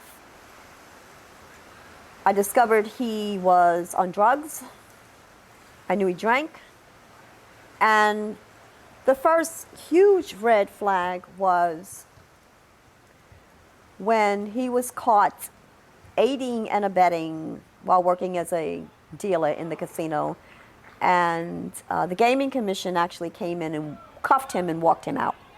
So you would have thought that that would have been enough for me to say, yo, this guy is not for me. This is, not my kind of guy, and I'm out of here. But, I overlooked it and gave him another chance. But then a couple of months later, he came to me and asked me if he could move in with me while he was trying to find an apartment. Initially, I was not for that, but eventually I gave in and I agreed to allow him to move in with me. And I remember that I had to pick him up one day at the casino, and I got there early and I stood behind him. He didn't see me. And I remember that he was flirting with a woman that was walking past. And I'm watching him in the back. He has no idea that I see him, and I'm watching the interaction, how they're like flirting with each other. And I was like angry, really, really angry. Felt totally disrespected. So I remember when we got to the house, I told him what I observed, and I told him to get his stuff and get out of the house. So he was begging. He was actually on his knees, kneeling at my side, begging me to give him another chance, and gave me a bunch of nonsense about it was a friend's wife, and I'm thinking, I know he's lying. I didn't know at the time that I had been through so much trauma and stress that my brain had been reprogrammed. I didn't know. And I certainly had no idea what I was dealing with. So he started acting stranger and stranger. I could see that he was becoming very jealous and possessive, but I didn't know that he was on the drugs like this at this time. I had absolutely no knowledge at the time. We eventually married. That was a huge mistake. Huge mistake. But we legally married, and the violence and everything started escalating. The abuse was horrible. He was verbally abusive, emotionally, physically abusive, and I had changed. I no longer recognized myself. I was MIA. I was missing. I could not believe that I had changed so much that I allowed this, without sounding derogatory, this country guy take me down. So I was struggling because by 2000, I had been recruited to help build this startup healthcare technology software company. And so that's what I did. So now I'm in the midst of being with a startup company as one of the original employees. At the same time, having married this demonic devil. Our son, Tiger, was born in 1997. Well, I remember he had already been abusing me, not only emotionally and mentally, but also physically. He would choke me and push me, and I became pregnant with our son. This is my third son, my youngest son, and he was born at just 25 weeks gestation, so he's 15 weeks premature. And what happened was the devil had forced himself on me sexually and caused me to go into premature labor, and found out that I had chromosomal amniitis, and that was not discovered until the labs had been drawn and they found cocaine and other drugs in my body, but it wasn't actually me that was the drug addict, it was him because of the forced sex. So while I was in labor, I remember being at the hospital, and it was very scary. I had no idea that I had become septic. So the amniotic fluid that the baby is developing and growing in had actually bursted, and it had seeped into my bloodstream, and it was actually shutting my organs down, and I was also hemorrhaging. And I can feel myself slipping away. Gerald Reed was our social worker at the time at the long-term care facility, and she sat at my bedside all night long. She refused to leave my bedside. I didn't know how critical I was, but my doctor, Shahir Hanna, very attentive, very professional, very loving, caring doctor. Unfortunately, she was in San Francisco at a medical conference at the time, so there was a substitute physician on call. And I remember I went to the hospital the night before because I was having some spotting and I wasn't feeling very well. And I'm in the room, and I can remember this doctor asking the nurses, does she have medical insurance? And this is prior to him ever even entering the room. And yes, I did have medical insurance. I had very good medical insurance. So he came in, and I just started telling him, giving him symptoms. And I never announced myself as a nurse. I never did. I purposely refrained from announcing anywhere, any medical facility, that I was a nurse. I wanted to make sure that they knew what they were doing. So he let me go, and I was surprised because I'd already had one premature son, and I told him I'm high risk. I had one preemie, and I'm 38 years old, so I'm definitely high risk. So I was sent home, but I could feel that I was slipping away. I was kind of outside of my body. Had I not gone back to the hospital the next day, I know that without any uncertainty that I would be dead. So while I'm in the room, the doctor comes, and I'd been there for hours, and he tells the devil to start calling his family in, and he tells me to call my family in. And this is pretty grave. And he said to me, you have a choice to make. Who shall we save? Shall we save you, or shall we save your unborn baby, if we can save either one of you? And they were pumping me up. I remember they had pumped me up with massive IV antibiotics to try to save me. The infection was horrendous, and again, I had septic poisoning, so I was dying. And I told the doctor, I said, well, if there's any chance at all, save my son, because I'm ready to go. So I remember a couple more hours went by, and I'm getting weaker and weaker and weaker. And then he came to me and he said to me, well, the only chance we could possibly give you, we can't manage you here. We will have to transfer you to Memorial Hospital in Gulfport. I knew it was really serious.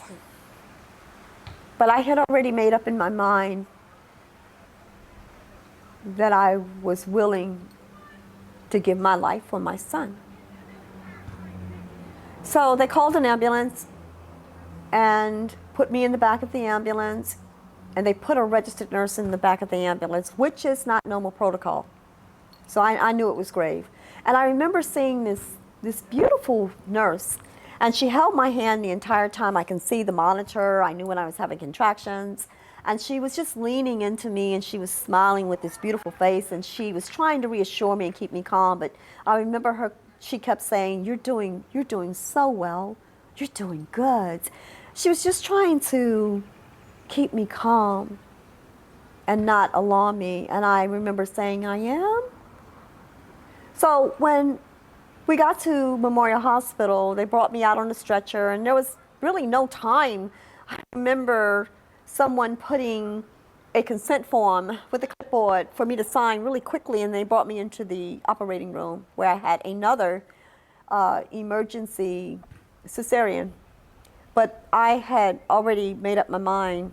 I wasn't expecting to come out of that alive, and not knowing if my son would. But we both survived.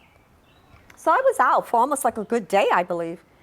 And when I came through, the devil was sitting in the room and told me that Tiger, our son, had survived. So I was still too weak to get up, and later that evening they put me in the wheelchair and wheeled me down to the NICU, neonatal intensive care unit. And Tiger struggled too, so even though I had already had one premature baby, he was even earlier, and he endured, I think, 8 or 9 surgeries. He had a very hard time. They ended up transferring him to Ochsner's in Louisiana, where he stayed for 4 months. It was very rough, so I tried to go back again to RN school to finish my RN degree, but because he was under the care of 5 different specialists, and we were running back and forth to Ochsner's twice a week and then living in the Brent House adjacent to the hospital, it was impossible, so I had to come out of RN school. I had to put my child's medical needs at first. So during the course of the 23 relationship, I guess if I can call it that, the violence and abuse had only escalated, and I no longer recognized myself. I had become desensitized to him. I no longer cared where he went, who he was with, what he did. By this time, he was a full-blown addict. I found the crack pipe.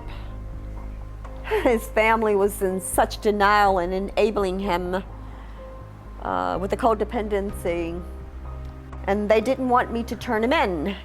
And they were aware that he was an addict. I know they had to know. The violence, he was choking me quite often. I remember that he choked me so hard, he was crushing my larynx, my voice box, and it hurt to swallow so bad. I remember that what was helping to become a deterrent and give me some peace is because I was doing so much traveling while I was helping to build this company, this startup company. And I was traveling an average anywhere from 1 to 3 times a month, 8, 9 months out of the year, all over the country. And so I was so happy every time I got to travel on business, because it took me away from the violence, and no one knew. I had to suffer in silence. I was ashamed. I was embarrassed. I no longer recognized myself. It was horrible. It was really, really horrible. How could I legally be married to someone and not have a husband? I mean, I even knew where some of these women were. He had the nerve to talk to some of them in my presence, and doing the typical narcissistic gaslighting, making it seem like I was crazy and just evil, demonic. So when you combine mental illness, narcissistic, sociopath, psychopath, drugs, alcohol, I mean, I just had no idea what I was dealing with, and it was scary. I remember I was on my way to California for work.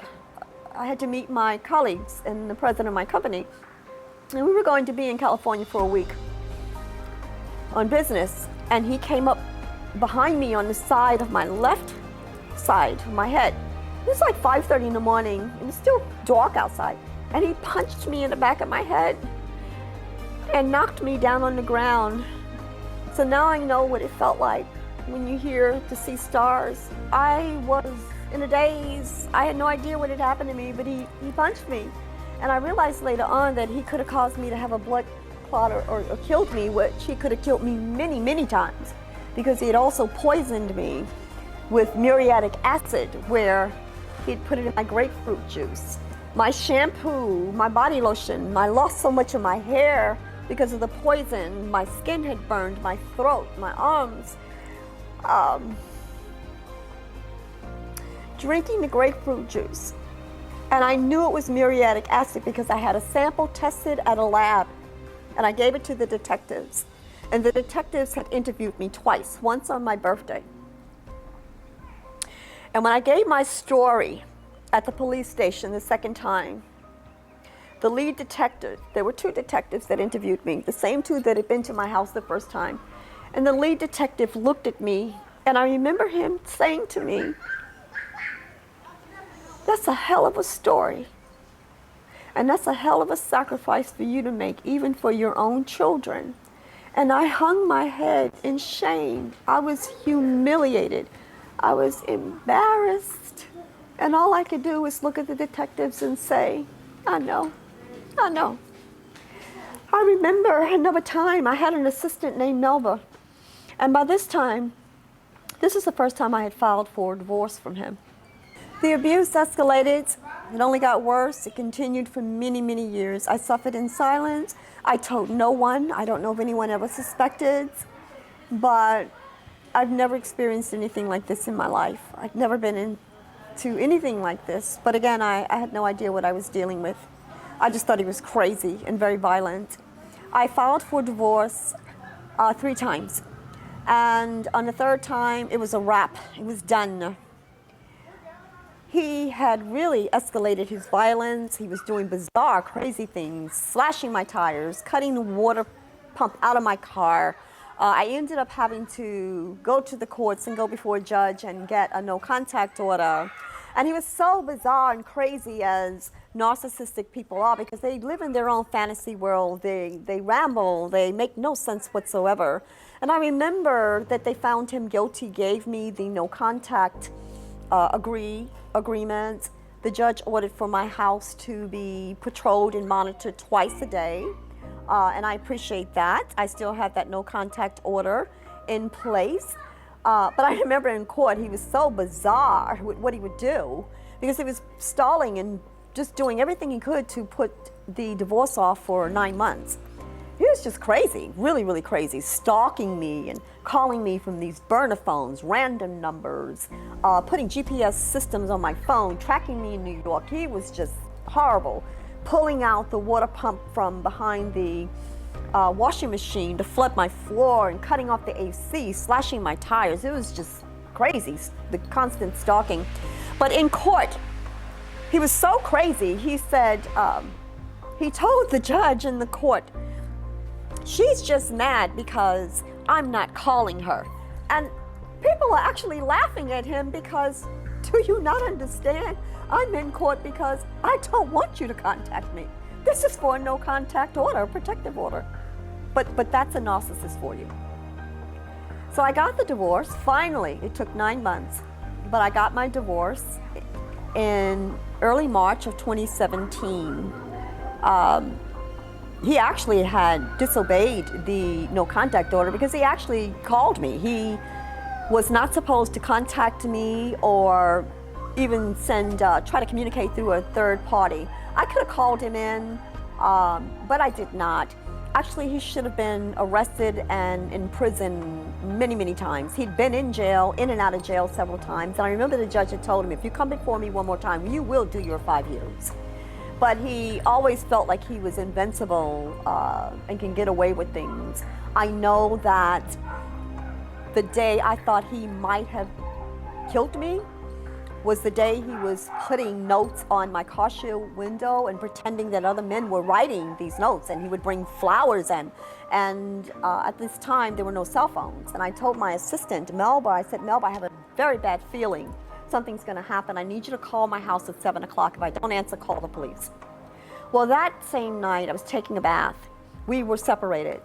And I looked up, and now he's in the bathroom, and he's sitting on the commode. I'm in the tub taking a bath, and he's brandishing a .38. And he has the gun, and he's just flipping the gun from this hand to this hand, and he's trying to scare me. Okay?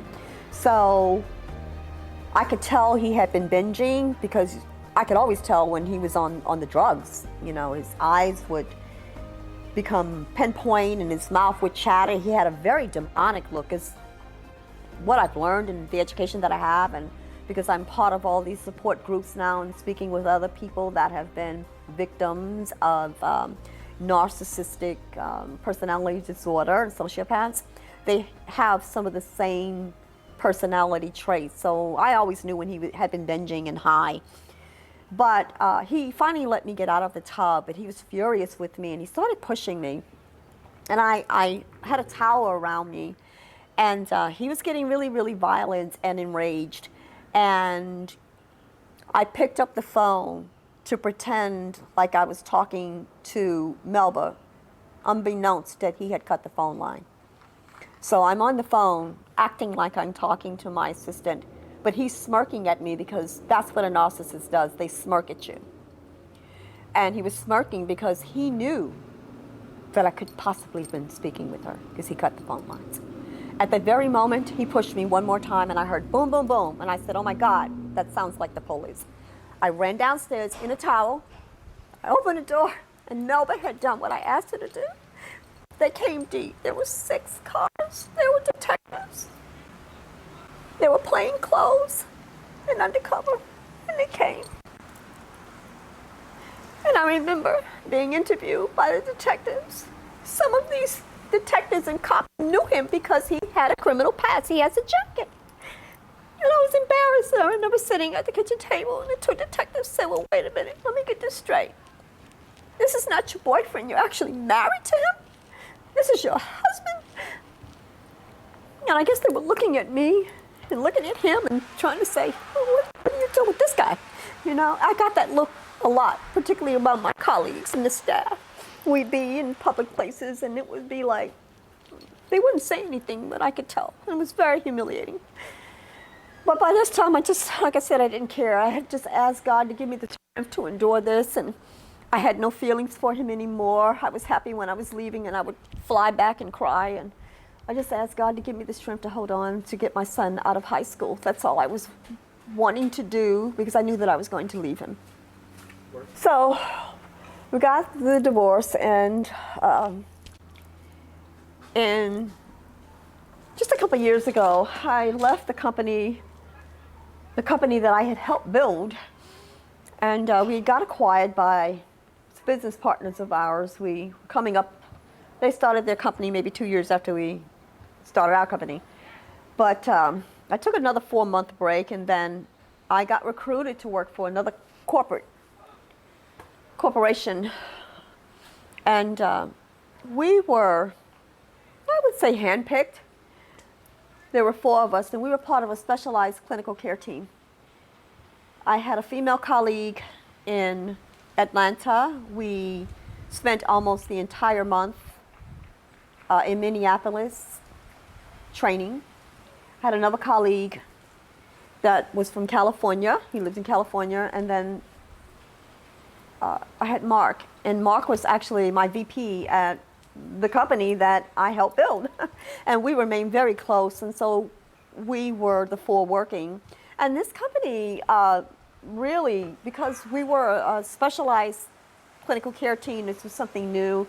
This was at the beginning. They were really trying to figure things out, but it was a lot of stress and a lot of pressure.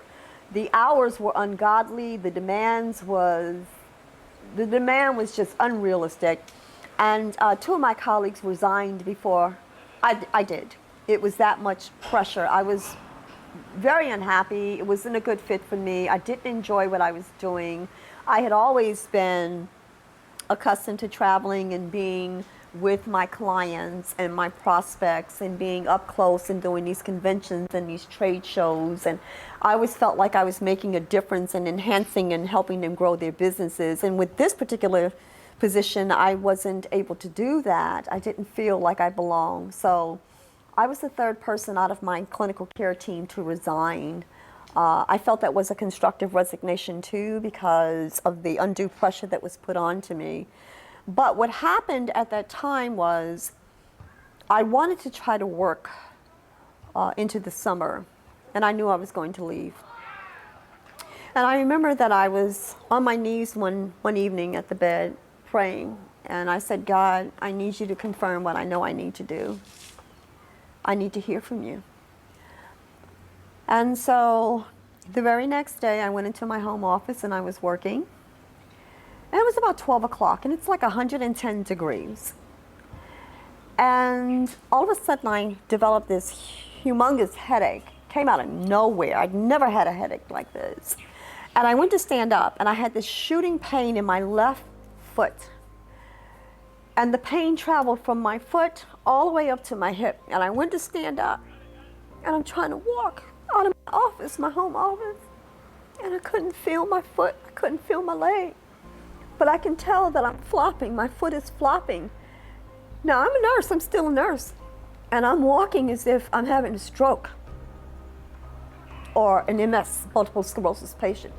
But I felt stroke, and I put stroke together because of the headache, the pain, and I said, oh my God, I'm having a stroke. So I'm walking through the house, and I'm calling out for either one of my two sons that were living with me at the time. No one's answering, and I'm scared because I said, I don't want to be found dead on the floor in this house. So I go to the front door, and I see that my youngest son, Tiger, is in his car. He's getting ready to leave. And I said, Tiger, don't leave. I need you to go to the hospital. At this point, I'm trying to get to the mirror so that I can look for the classic signs to see if I am having a stroke. But I certainly felt it. And I looked up. My mouth wasn't twisted. I can hear myself speaking intelligently, but I'm still flopping. That lasted 10 minutes. It went away, and it never came back. And I asked God to give me a sign. That was the sign. God said, leave this job now, or you will die from this stress. And that's what I did. So in 2016, finally, when the devil left the house, even though he was still doing horrible, horrific, violent things, terrible things of abuse, not only to me, but to my boys, I was so broken, I didn't recognize myself. I was miserable. I could not believe. I had all this guilt and this shame that I had lost myself. I didn't know who I was anymore. I entered therapy. And this was in 2016. And it literally began to save my life. And I started educating myself and becoming educated. And I learned what narcissistic personality disorder was, sociopath. I have been in what is called EMDR therapy, which is much deeper than regular talk therapy now. It has been a true blessing for my life. And the hardest thing for me was forgiving myself. I had all of this guilt. I felt like I made the huge mistake of staying with the devil. I thought I was doing the right thing because I thought my son would hate me for leaving his father. When I found out, I entered EMDR therapy, which is the process of reprocessing your brain. What I have since learned is the years of trauma and abuse actually changed the composite of my brain. And it deeply impacted conducive reasoning skills, decision making. And again, I had become desensitized and very numb from the abuse. But it changed me. And I was suffering greatly from the guilt that I felt because of the trauma and abuse that I had exposed my children to. I should have left 20 years earlier, but I stayed. My son had told me that he wished I had left him a long time ago, even when he did not want me to, and he's known something was wrong since he was 11 years old. But with the EMDR process, it takes you back. They do a timeline. My timeline goes back to roughly age 8, because I also had almost drowned twice and had been almost struck by lightning. So there were so many other traumatic events in my life that I have not talked about, but it was like I was destined to live a life of misery. But through the EMDR therapy, they take you back into the time as if you are reliving it. And what happens is the trauma and the memories are stuck in the back of your brain, and that's to help you cope. But if you don't process and go through it, then you're stuck there and you can't move forward in your life. And so I am today still in EMDR therapy weekly, and we are still processing things of 40 years. That's how much trauma I have endured. With learning to forgive myself, the guilt that I have, she made me understand, my therapist made me understand, it's not my fault. I can't hold myself responsible. I'm not responsible because I wasn't me. I lost me a long time ago.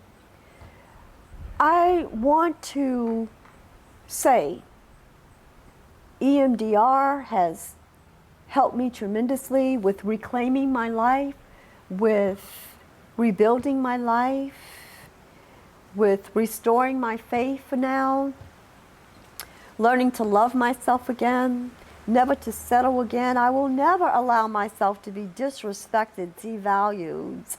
I know the signs. I almost feel like I have a PhD in narcissism. That can never happen to me again.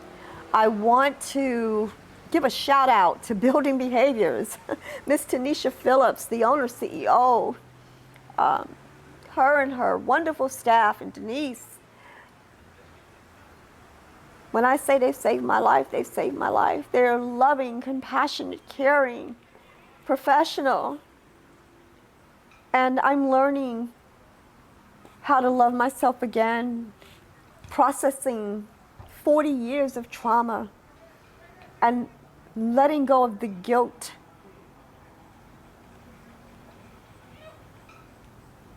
It's a deep process. You never know where it's going to take you. There are times when it's so deep that I'm crying, but it's working, and I am making progress. And what my therapist had told me is, in order for you to heal, you need to let go. She explained to me that because I had always been in control, that was a survival tactic, and I had to be in control as a young girl after losing my parents so young and all the responsibility I had at the time of turning 20. That was what helped me to survive. I remember being asked once or twice, were you ever afraid of the devil? I can't even call him my ex whatever. Believe it or not, even though we have a son together, I can look at my son and not even think about him, even though I can tell this story about the devil. He's non-existent. It's like he never happened. I don't know him. I never did, because I never had a husband. I never had a husband. He was always in the street. If you didn't know he was married, you wouldn't know. So I'm grateful for the opportunity and the gift of therapy, which is helping me to get back to who I am, to be that strong, ambitious, determined woman. I still have love for people. I still want to see the good, but my eyes are open. I no longer will ignore the red flags.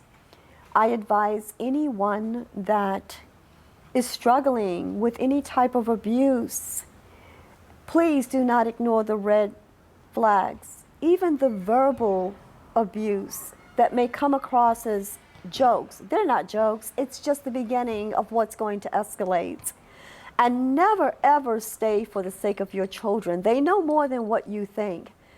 seek the help of others and don't make the mistake of what I did, which is being so proud and private, because I was this private New Yorker that never discussed her business. We mind our business. We know not to ask questions. But that was a mistake on my behalf because I suffered in silence. They want to isolate you.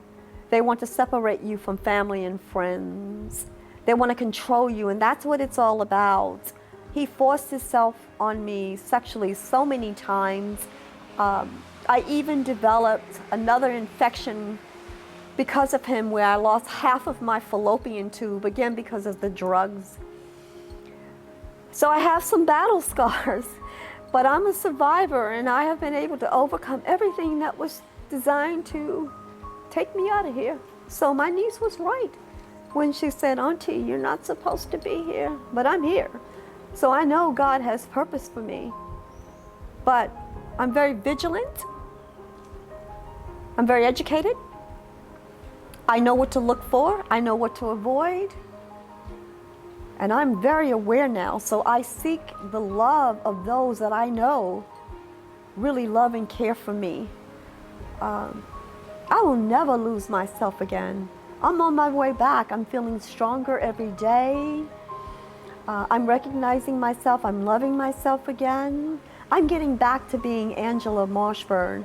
And I thank God also that I'm speaking out, because this was difficult for me, and it's been a long time coming. In 2015, God started sending angels and messengers to me.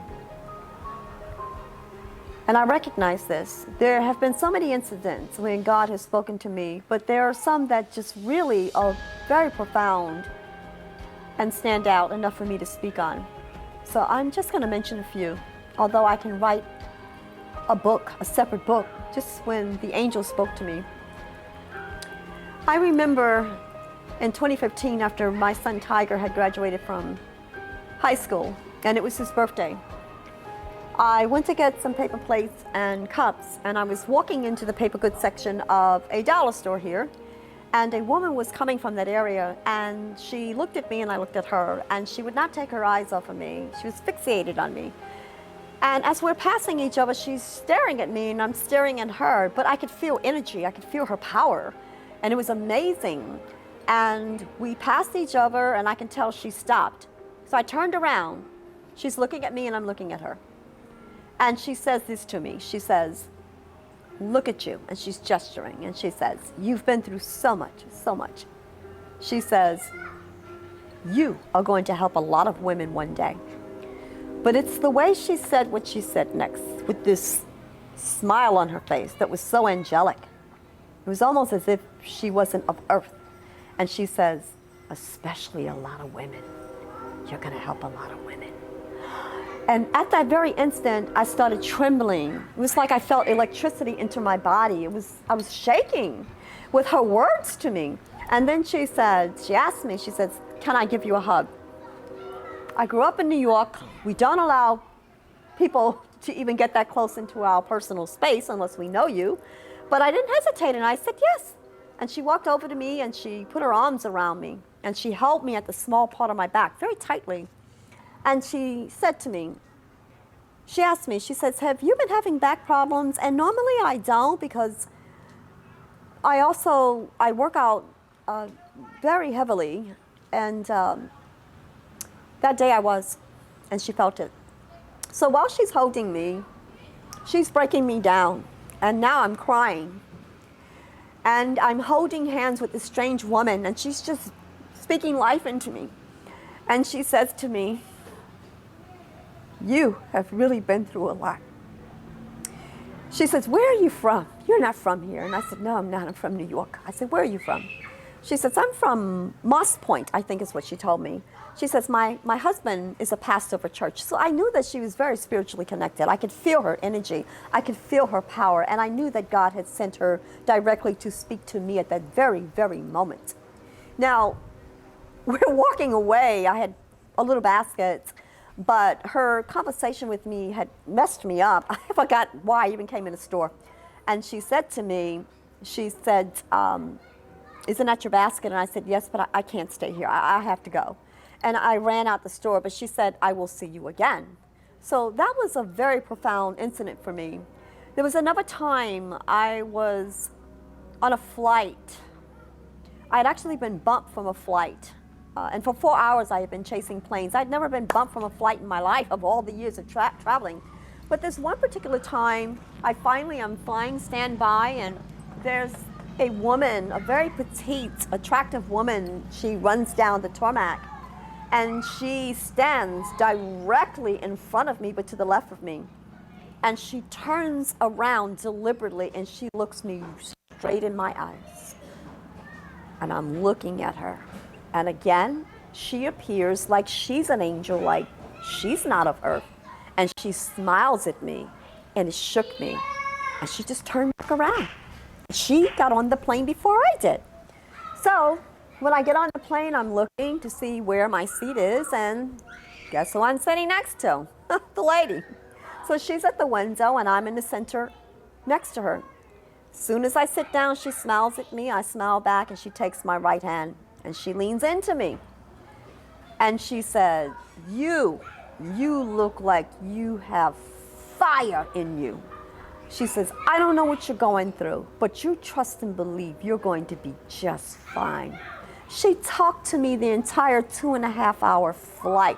She would not let my hand go. And again, I'm crying, I'm trembling, because I knew this was another spiritual connection from God to send these strong messengers to me, to give me hope, not give up, keep going, you will survive this. As the plane is landing, she reaches down into her pocketbook and she pulls out a book, and it's an allegory. And the name of the allegory is Eve's Journey. And what it is a tale of a woman that goes through a lot of trials and tribulations. It's her journey of how she will come out at the end on top of things. She will survive. So it was a message deliberately for me. I was deliberately bumped from this flight. I was chasing planes for 4 hours. I was meant to be on this flight with this particular woman. That book was meant for me. She gave me her name and her email address. So another time I'm in a restaurant, I just wanted to get a cup of coffee. It's quite crowded in the store this day, the restaurant. And this woman is like the third person from the counter, but she comes out of the line and she walks right up to me. And she says this to me. She said, I feel your energy. I can feel your energy. She says, you have a beautiful day. I just looked at her and I said, thank you. Thank you. So there's so many different inferences and stories that I can tell you where God has spoke directly to me. There's one last story I want to mention, and this is when I was at church one day. I'm usually one that will never hesitate to go to prayer altar, because God knows I need prayer, as we all do. I believe in the power of prayer. I've witnessed many miracles. But this one day, I was in church, and the pastor had called for those to come up that wanted for prayer. And for some reason, I was hesitant. I can't explain why, but it was almost like I couldn't make myself get up. This woman was sitting to the left. I'd never seen this woman in church this day. This lady came over to me, and she kneeled at my left side. And she introduced herself, and she told me she was a prophet sent from the Midwest to speak directly to me. I'm like, my mind is just blown. And she said, what are you waiting for? You know what you have to do. Go up there. I was sent deliberately to speak to you. Go up there. What are you waiting for? I started trembling again. I have tears in my eyes because I know this is not natural. This is nothing but God's intervention again. So I feel like a little child. I grab my pocketbook and I go to the altar. The pastor leans into my ear and he says to me, you know what you need to do. Now, I had been reflecting on these incidents and the others that I have not spoken on, but I remember How am I supposed to know that I'm being called by God and not the devil? Because we also know that the devil is very powerful. Okay? So you have to be very cautious. So I remember that I was praying for discernment, that I would recognize and be able to have validation and confirmation that this is in fact God telling me this is my purpose. So after Sunday's sermon, I remember a couple of hours later, I went into the room and I sat on the bed and I got my Bible out. I had not been reading my Bible that day in the house. I reached down for the Bible and I looked, and the Bible had been opened to the same scripture that I needed to confirm. Do not be afraid. You will know this is of God's calling for your life. So I realized there was no doubt any further. What I have endured all of my life, and particularly the 23 years wasted with the devil, it was a life lesson. It was not for me. I had to go through what I had to so that I can speak out. God told me to speak, and I am no longer ashamed. I have no guilt. I have forgiven myself. I am ready to be obedient. I have been writing a book off and on for 3 years, but God's been speaking to me more and more now. So this is my way of being obedient to my calling, and I will continue to obey. So this is where I am in my life now. There are so many people that want to claim to know me. For whatever reason, I don't know, but I also wanted to do this film as part of a legacy because my own family doesn't know me, because I didn't know myself. Now I will have something to leave for my grandchildren and my children. They will know I don't want to hide my younger years in my life, what I've done, what I've been through. This is who I am. But I'm on my way back, and I will get there, and I'm feeling better and stronger every day. I will obey God's calling for my life. I know what my purpose is without a shadow of a doubt. I'm grateful for my trials and tribulations. Has it been painful? Has it been a difficult life? Yes. People look at me. I've even had people make jokes and say, "Oh, she has a superwoman, Kate." No, I don't. It would be like, "Not you, you're strong." But you know what? Sometimes you never know what another human being is going through. We could look like we have it all together, but we're human. And I have been able to survive everything thus far that was set up to take my life. And I will continue to speak out. I advise any women or men that are in an abusive situation, please do not be silent out of shame or fear or guilt. Never stay for the sake of your children. You will damage them also in the end. They will see for themselves. You are doing them a tremendous disservice by staying in a volatile, abusive home situation. Seek resources. Tell your family, tell your friends, let someone know what you're going through. Join support groups. Go to therapy. And it is advised that don't even try to go into therapy with a narcissist, because they are so manipulative, and they start these smear campaigns where they will tell everyone that is very weak-minded, and we call them flying monkeys. They have a way of twisting things to make them become the victim and make it like doing them wrong and they're crazy. And if you end up with a therapist that is not well educated with narcissistic, sociopathic demeanor, personality, they will be fooled. But I am grateful.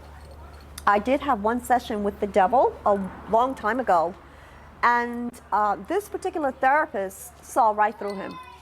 Everything that I had already told the devil about himself and what he was doing, this therapist told him.